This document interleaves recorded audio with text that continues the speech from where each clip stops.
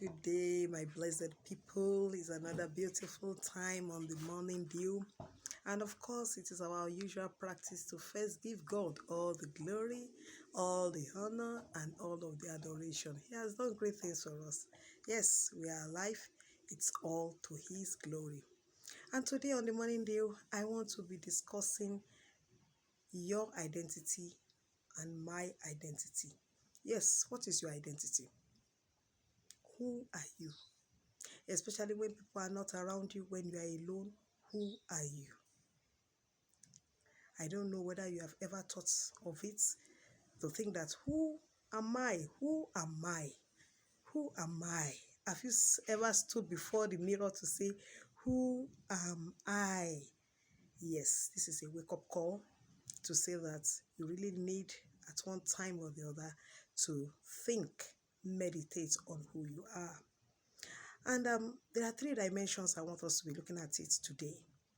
I want us to look at it from the dimension of who does God say you are. Irrespective of your faith, there is something God is calling you. There is an identity that God has given you. It is your place as a child of God to find out, what does God say I am? Do I even agree? As for me, I am a child of God, a daughter of Zion, who has an heavenly Father that I am so confident in. Yes, that is who I am. He has created me to be the salt of the heart. That means I'm not supposed to bring sorrow. I am supposed to bring joy everywhere I go. And I'm supposed to also speak of the goodness of my Father in heaven all the time. That is my identity. That is who I am. That is what I am created to be.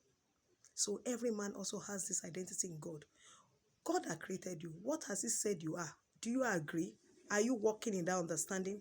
Are you fulfilling purpose in that regard? Please reconsider.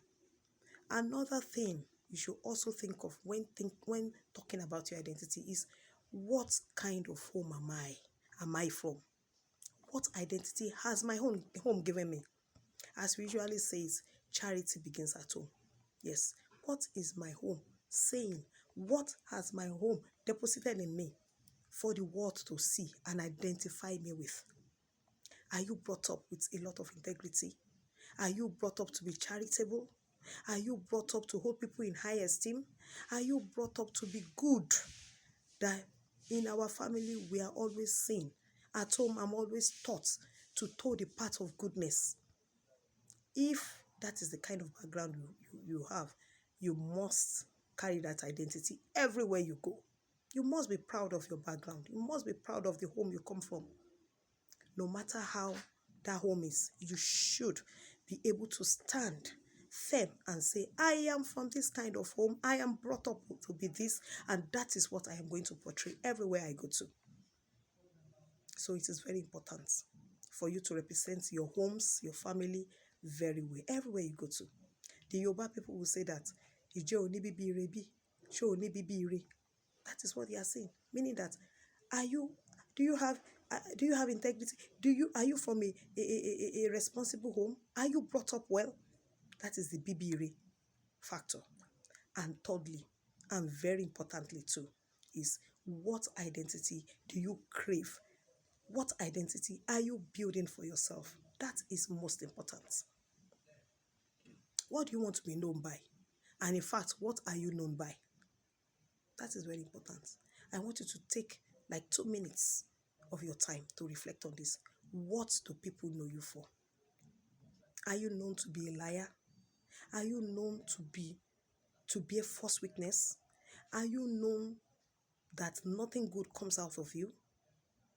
Or are you known to be someone who upholds integrity? Are you known for someone who is very hardworking? You are diligent. You are disciplined in all that you do. These are different kinds of identity you are free to create for yourself.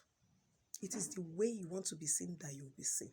So what is your identity, my brothers and sisters? And it is never too late. We can still work on it. Yes, it's never too late.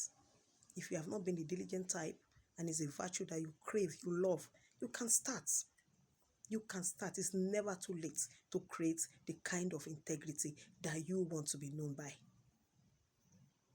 And I trust God that as the year rolls by, you will be conscious enough to see, know, and live in the understanding of a correct identity, of the true identity that God has called you to be and that you also crave to be. Not forgetting your family. You can't go out there and be a disgrace to your family. No, you can't be a disgrace to your family. And usually when we meet people, we begin to ask. They behave in a manner, they behave in a way that will make you ask questions like, who brought this man up? Who brought this woman up? What kind of home is this person from? We must be good ambassadors of the homes we come from. I pray that you will have the understanding of creating a good identity for yourself, an identity that generations after you will be proud of.